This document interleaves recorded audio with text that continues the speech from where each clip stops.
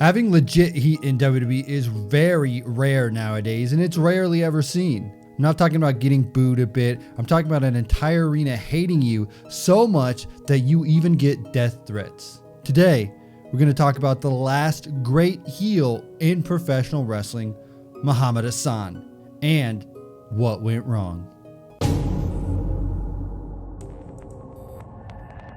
Muhammad Hassan was first shown in a series of vignettes alongside Daivari.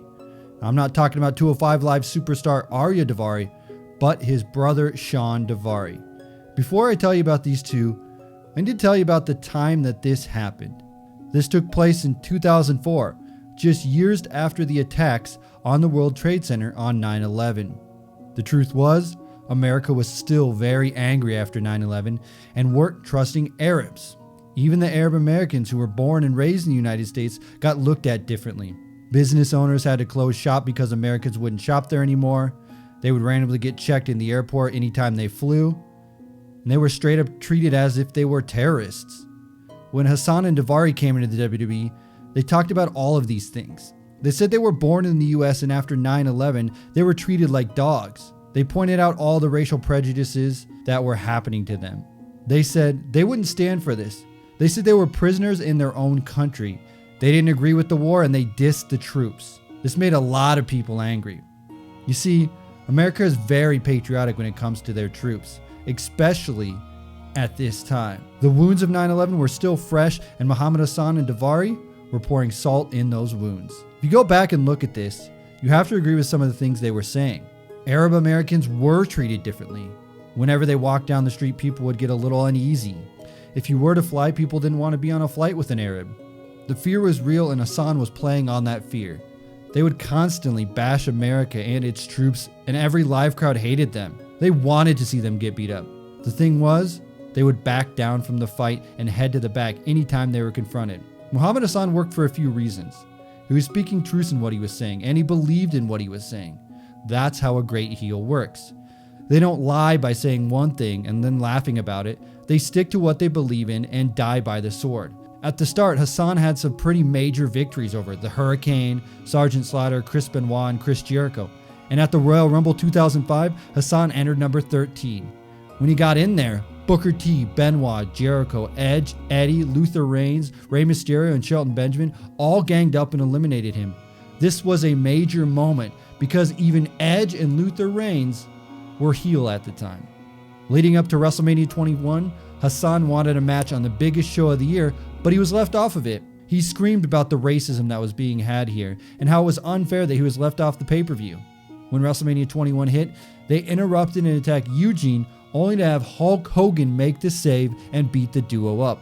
This was a huge moment. Being attacked by Hulk Hogan at WrestleMania, they had made it. After this, they continued to feud with Hogan and eventually had a tag match against Shawn Michaels and Hulk Hogan. Over time, Hassan would have matches with Batista, Jericho, Shelton, and even Cena before he and Daivari were traded to SmackDown. In his debut match on SmackDown, he defeated The Big Show.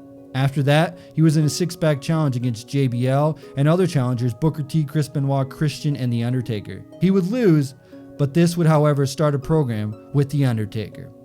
Now, this was his downfall. On an episode of SmackDown, Daivari wrestled The Undertaker and got absolutely destroyed. After the match, Hassan came out on the entrance ramp. He got down on his knees and put his arms out. Then, a bunch of men in camel pants and ski masks came out and attacked The Undertaker. They then hit him with a lead pipe and choked him with a steel wire. Hassan said Daivari was a sacrifice for the greater good. The men then go on their knees as if they were praying to Hassan. This all seemed very real. They then picked up Daivari and carried him out of the ring as if he was a martyr.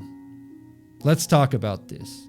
SmackDown was a taped show, and 2 days after they taped this, there was a major bombing in London. The London bombing attacks had guys that looked very similar to the ones in the ski masks that attacked The Undertaker. This was a very odd coincidence.